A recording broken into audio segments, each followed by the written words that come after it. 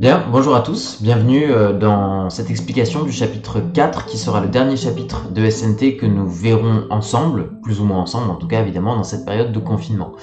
Alors tout de suite venons-en au chapitre 4. Alors regardons ensemble. De quoi traite le chapitre 4 ? Le chapitre 4 traite de ce que l'on appelle les données structurées. Pour bien comprendre ce que sont les données structurées, prenons tout de suite un exemple. Supposons que demain vous alliez sur un site internet pour chercher par exemple l'adresse d'un magasin. Et vous avez l'adresse qui apparaît, par exemple, je ne sais pas, 40 avenue de la République, et puis le nom de la ville ou de l'arrondissement. Tout de suite, votre cerveau comprend qu'il s'agit d'une adresse, parce que vous êtes habitué à décrypter les adresses avec un numéro suivi d'un nom d'une rue. Mais il faut bien comprendre que ce que l'on appelle un algorithme, c'est une notion que nous avons déjà vue lors des chapitres précédents, ça n'est pas quelque chose de particulièrement intelligent.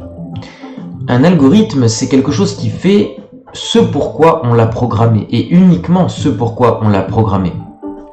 Mettez-vous à la place de quelqu'un, par exemple, qui lirait des informations dans une langue étrangère. Vous voyez, même dans un langage qu'il n'aurait jamais vu. Il est impossible de faire la différence a priori entre une adresse, un nom de famille, un numéro de téléphone, etc.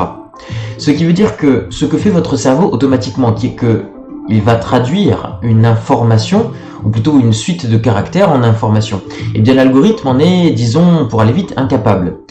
Ce qui veut dire que si l'on veut que l'algorithme comprenne qu'une adresse est une adresse, eh bien il va falloir l'aider. Comment ?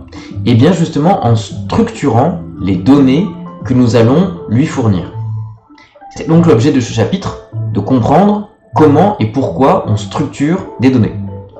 Alors je vous encourage d'abord à aller voir la petite vidéo introductive, elle dure pas longtemps mais elle est à mon avis intéressante pour déjà mieux comprendre ce chapitre. Donc je suppose que vous l'avez vu et on peut continuer. Donc d'abord une définition. Pour faire simple, ce que l'on appelle données structurées, c'est le langage grâce auquel un humain peut communiquer avec les robots des moteurs de recherche. Au chapitre précédent, précisément, nous avons vu comment fonctionnent les moteurs de recherche. Donc ils vont lire le contenu d'un site internet et vont enregistrer ces données sous forme de mots-clés. Mais c'est pas uniquement une simple lecture qui consisterait à compter le nombre de fois où un mot apparaît. Précisément, l'algorithme va aller regarder la structure des données pour aller concrètement en rechercher, je dirais, la signification profonde. Et donc pour ça, on va distinguer trois grands types de données. Ce que l'on appelle les items scope, les items types et les items propres. Alors, essayons de comprendre avec un exemple qui est par exemple une adresse. Donc, je reprends le 40 rue de la République. Cette information est triple. Il y a d'abord un numéro, 40. Puis il y a un type de voie, c'est la rue. Et il y a enfin le nom de la rue, c'est République. 40 rue de la République. Ce que l'on va appeler item scope, c'est la grande catégorie, l'adresse. L'item type, ce sera la décomposition de l'adresse en plusieurs éléments. Donc par exemple, le numéro est un item type. Donc il y aura l'item type numéro. Puis il y aura l'item type de voie, rue, venelle, boulevard, etc. Et enfin, il y aura l'item type nom de la rue, à savoir rue de la République, ou de la République. Donc vous voyez, l'item scope, c'est la grande catégorie, l'item type, c'est la décomposition en sous-catégories, et enfin l'item propre, c'est la valeur de chaque item type. Par exemple, 40, c'est la valeur du numéro de rue. 42, 46, 2, 4, etc. sont tous des items propres, c'est-à-dire items propres, c'est-à-dire qu'ils sont des valeurs possibles d'un certain item type. De la République est un item propre de l'item type nom de rue. Je ne sais pas si vous prenez boulevard de l'Opéra par exemple, l'Opéra c'est encore une fois un item propre de l'item type nom de la rue.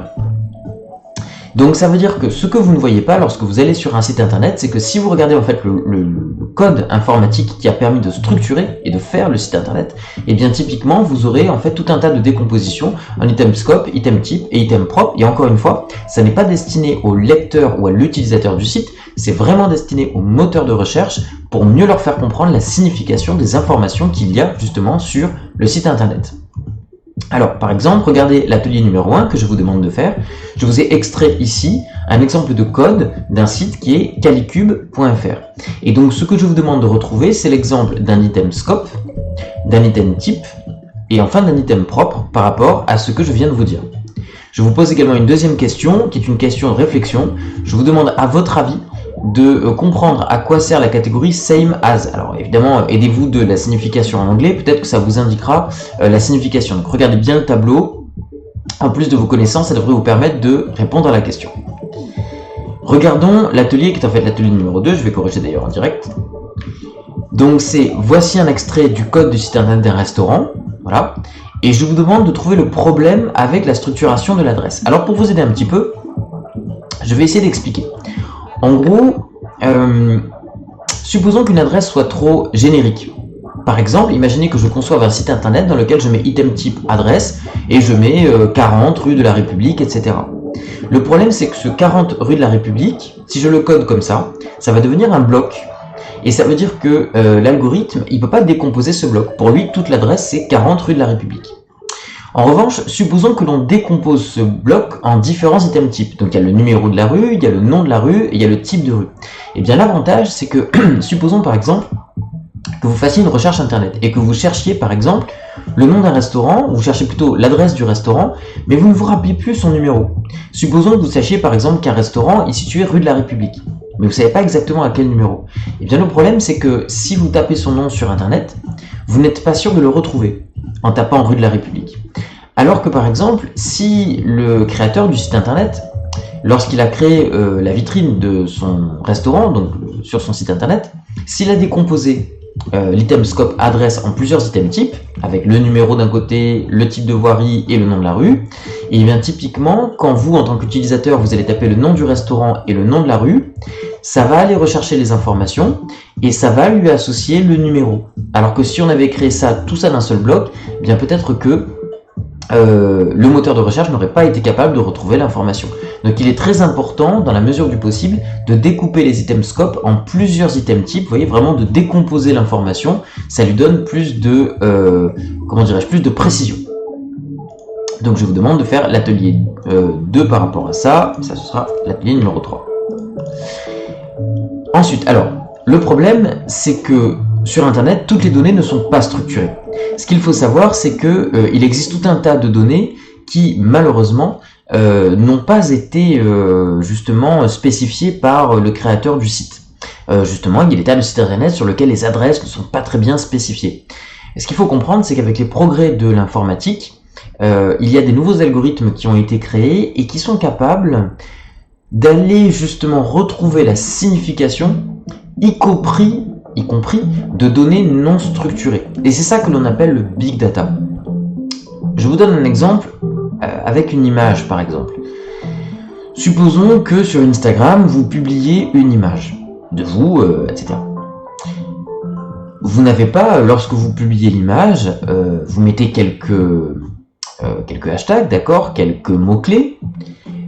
Et donc, en termes de données structurées, eh bien, chaque mot-clé va être associé à toutes les photos qui ont le même mot-clé. Et donc, pour un algorithme, c'est pratique, il suffit d'aller chercher un mot-clé, et ça fera apparaître toutes les photos qui sont liées à ce même hashtag, ce même mot-clé. Le problème, il est que lorsque vous mettez des hashtags sous une photo, vous ne mettez pas tout. Par exemple, si vous êtes habillé avec un manteau vert, vous n'allez pas mettre un hashtag manteau et un hashtag vert. D'accord? Donc ça fera partie des données non structurées. Et bien tout l'enjeu de ce que l'on appelle le big data, c'est justement de rendre les algorithmes capables, en quelque sorte, de créer leurs propres mots-clés. Ça veut dire qu'ils vont analyser par exemple 10 photos, et ils vont eux-mêmes créer des mots-clés en voyant par exemple qu'il y a différents types de vêtements, de différentes couleurs. Donc ils vont rajouter de l'information par rapport à ce qui est déjà structuré, en structurant ce qui ne l'est pas.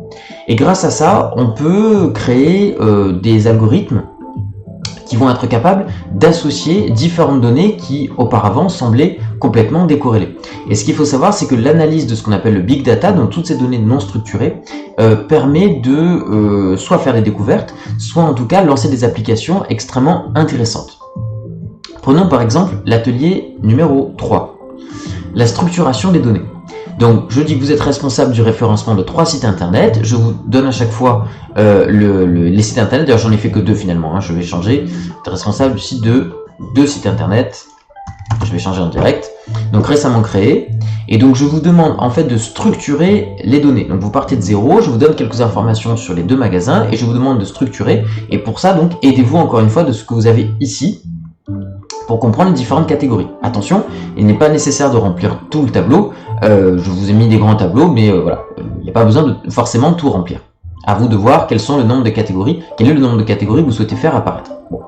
Maintenant, si vous regardez par exemple l'atelier numéro 4, donc je vous donne des éléments et je vous demande d'indiquer pour chacun s'il s'agit d'une donnée qui peut être structurée dans un site internet ou s'il s'agit d'une donnée non structurée qui ne peut être analysée que dans le big data. Donc là, je vous laisse réfléchir et vous cocherez la bonne case. Maintenant, regardez, venons-en justement à l'application concrète de cette question du big data.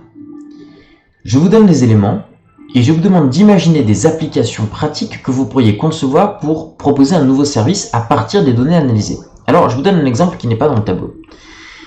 Supposons par exemple que vous disposiez en temps réel de, je vais me lier à l'actualité par rapport à ça, de toutes les positions de géolocalisation des habitants. Eh bien, regardez par exemple ce qu'a décidé de lancer le gouvernement. L'application Stop Covid. Quel est son principe? Eh bien, tous les utilisateurs de cette application se géolocalisent en direct. L'avantage, c'est que si par exemple vous êtes malade, vous allez enregistrer cette information sur l'application.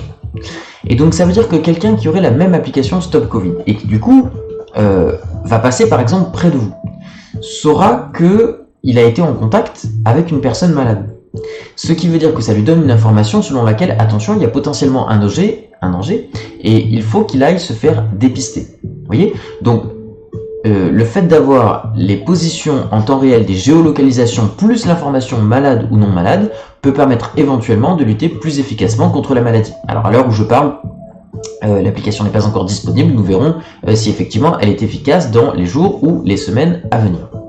Donc vous voyez, à chaque fois l'idée c'est de disposer d'une information qui n'a pas en soi été structurée mais qui peut être analysée à travers un algorithme un peu plus intelligent et de voir si éventuellement on peut en tirer une application intéressante. Pour ce qui est de l'atelier numéro 6, je vous demande à partir grosso modo d'autres exemples d'imaginer des applications dangereuses du big data. C'est-à-dire que ce que je veux que vous compreniez, c'est que le big data c'est bien, mais ça peut se retourner contre ses utilisateurs. Et vous pouvez avoir des gens mal intentionnés, des programmeurs ou des entreprises ou des États mal intentionnés qui vont utiliser ces données et qui vont s'en servir pour manipuler les foules ou pour atteindre un certain résultat qui n'est pas toujours dans le sens de l'intérêt général. Donc à vous de réfléchir potentiellement à des utilisations plus néfastes du big data. Je reviens un instant à la partie cours et j'ai décomposé, je vous laisserai le lire, les 3 V du big data qui sont en fait 3 principes qui fondent le big data. Je vous ai mis en 2.3 quelques applications, je crois que j'en ai cité 10, que j'ai trouvé, non 11 même, que j'ai trouvé sur internet et donc qui sont 11 applications possibles, positives du big data. J'en viens au danger de l'utilisation que je vous ai expliqué, à savoir que certaines entreprises ou certains États, certains gouvernements peuvent être tentés par l'utilisation du big data et encore une fois peuvent être tentés de manipuler ces données pour obtenir un certain résultat qui ne va pas encore une fois toujours dans le sens de l'intérêt général. Enfin, les moyens de se protéger, comment peut-on se protéger justement de ces utilisations néfastes? Je liste quelques exemples. Évidemment, je vous encourage à aller voir sur internet. Vous avez beaucoup de tutoriels qui vont vous donner des pistes de réflexion pour essayer éventuellement de protéger vos données personnelles. Et c'est justement l'enjeu de l'atelier numéro 7 en réalité, qui est comment contourner les utilisations dangereuses du big data. Donc je reprends exactement les exemples précédents de l'atelier 6 et je vous demande d'imaginer des manières de se prémunir du risque de la mauvaise utilisation des données. Voilà pour ça, maintenant c'est à vous, encore une fois, de bien lire avec attention le chapitre. N'hésitez pas à m'écrire s'il y a des passages que vous ne comprenez pas, et je vous demande donc de faire les ateliers et de me les rendre. Je vous indiquerai par mail la date de rendu final. Merci beaucoup, bon courage et à bientôt.